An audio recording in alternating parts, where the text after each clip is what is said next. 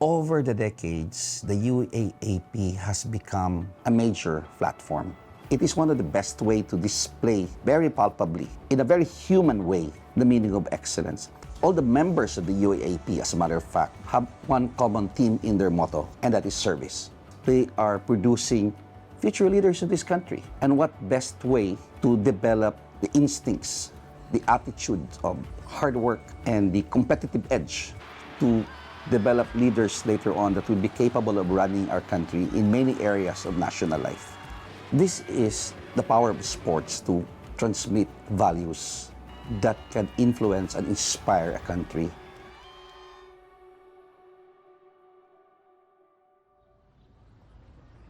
UP was never in the equation. It was never part of the story that I had for myself. But, you know, things happened. Atenista talaga ako, grade school. Yung UP, tumatawag na from summer pa lang. But I didn't give it any thought nga kasi nga wala sa radar ko yung UP. Kasi ang tingin ko sa UP noon, talo na nung time na yun eh. So, from November to January, saan ka magpa-practice? Sige, practice tayo UP for the next 2 months para mas ready tayo sa January sa Ateneo. Right after practice, there was talks that from high school, mga 5 kaming high school players na medyo kilala na mag-UP. So there was this, wow, like the premier high school players, mag-UP lahat, ganon.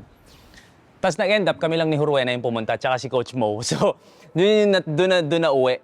If you go to UP, there were no expectations. Pero pag naikot mo, legend ka. And that was the decision na, sige, dito may chance kang to leave a mark. Hindi mo masisisi kung bakit the support wasn't there. Bilang na bilang ang nanonood. I was really there during the dark days. There were a lot of times na muntik nang lumipat. Muntik nang mag-try ng iba. Ang hirap talikuran yung UP because the basketball program wasn't that great, but the school eh. Siyempre, di ba, coming out of high school, may pangalan ka, pinag-aagawan ka ng teams. So there were expectations na, okay, this is what I was gonna be. And then pagpasok ng 2011, na-dislocate yung shoulder ko. Individually, this was the start of the bababa. Because I remember, first year ako, kahit papano, si Mikee, my future, ito yung future ng UP.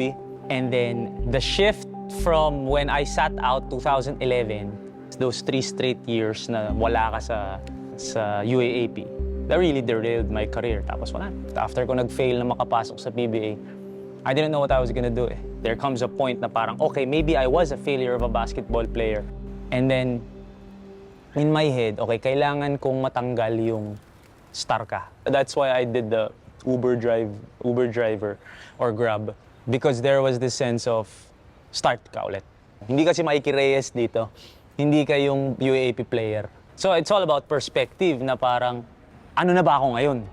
Kumbaga, there was a time na yabang lang yung pinangahawakan mo. But I also believe if not for that yabang, I wouldn't have picked myself up and found something else to do, even though I was a failure as a basketball player. I think Mikee Reyes UP would be surprised where I am today. If my past self would see myself now, parang, oh, paano ka naging ganyan?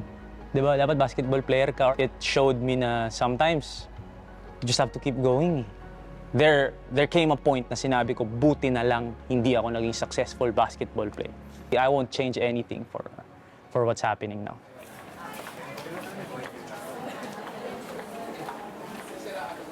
This was the 014 era.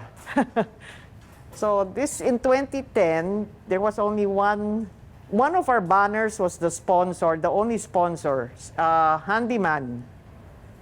And this was Fighting Maroons 2010. And they gave me this ball, and you can see that this is the signature of Mikee Reyes. My favorite memory with the UP MBT is actually favorite memories. The 2014s in 2010 and 2013, because we started helping the team in 2010, and the 2 golds in season 84 and season 87. It started in 2008 when UP was celebrating its centennial year. So then UP President Merlinda Roman decided to get this group of UP alumni for the celebration. Benji Sandoval, who was Executive Secretary of the UP School of Business Administration. And he said, you know what? Why don't you help UP men's basketball? And so I watched all 3 games, and talaga we lost all 3 games. And it was not like we lost by a few points. We really lost by this much. The reason that I supported or I continue to support the team, it's because of UP is where I went to college, and it's where I realized that there were so many smart people and they just were not given the opportunity that I had. So for me, helping the basketball team was like helping UP in general.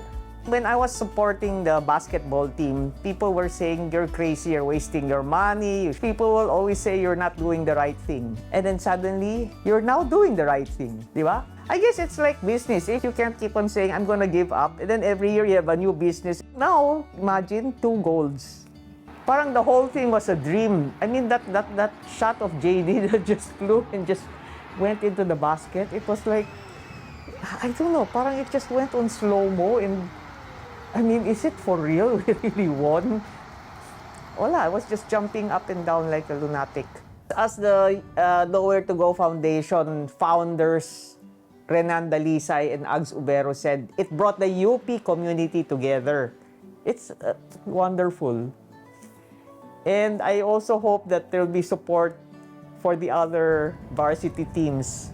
And of course, our season 84 trophy. So it's nice. Yung parang, okay, we were 0-14, 1-13, and then now we have this trophy. So you just have to try. I mean, don't give up right away.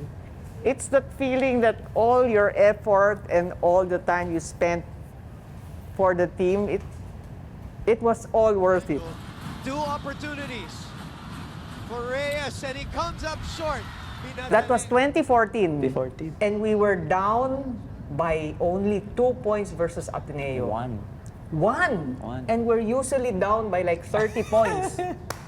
So this was like 1 point. May and chance that's tayo. 2 shots sa free throw line. Either we win or we go overtime. If I made 1 overtime. If you made 1, we'd go overtime. If you made 2, panalo ang Panalo na. UP. And you made 0. Buti nga, tumama pa ng ring eh. Pero those were the days, of course. Bakit proud na proud ka pa din na ikaw ang main sponsor or supporter ng UP? Where did that pride or that love come from in terms of the basketball team? Because UP is so hard to get into, the teachers are so tough, it's so hard to pass a course, and yet you have time to practice. Of course, I have to be proud of the team. Kahit talo, no? Kahit talo. You know, I'd always hear people saying, sayang pera, sayang pera. Why are you here? Actually, totoo yun, business-wise. I said, this is for the school. Yeah. I mean, if it's for the school, there's no such thing as sayang pera. That's true. That's true. If you really love the school, there's no such thing as sayang pera. What did it mean for you that we were supporting the team even if you were doing 0-14? Nakakahiya na nga eh. Then you would be the one pa nga na mayabang ka pa na, ito yung men's basketball team natin sa UP. I could see na talagang hindi ka bumitaw. Nothing. Love for school. Yun lang talaga, love for school. I would want to reach a point na nakakatulong ka na sa mga tao. Which obviously you've been, on that level for so long na nakakatulong ka na. So, what's that like na, being able to help? It's uplifting. Yun na yung fulfillment. I'm always very happy thinking about it. And then it's so nice that you see you bring the UP community together. Mm-hmm. And everybody's chanting the same line, singing the same song.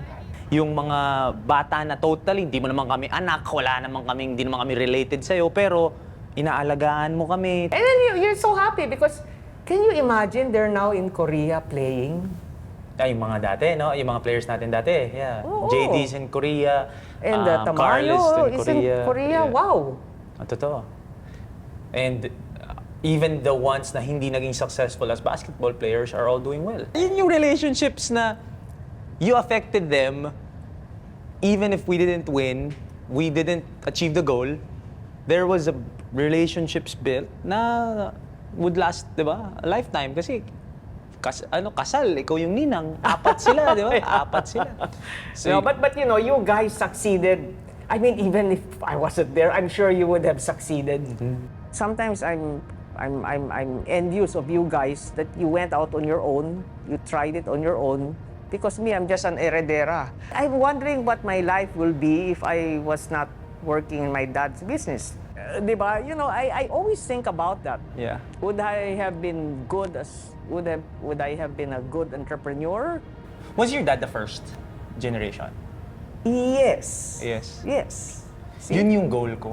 My goal is to be the first generation you are the first generation. of my family to be doing this or to reach a certain level. You are. You're first generation and Yeah. you reach that level at your age. So hopefully, yung magiging anak ko, parang ikaw. Huwag kamukha ko.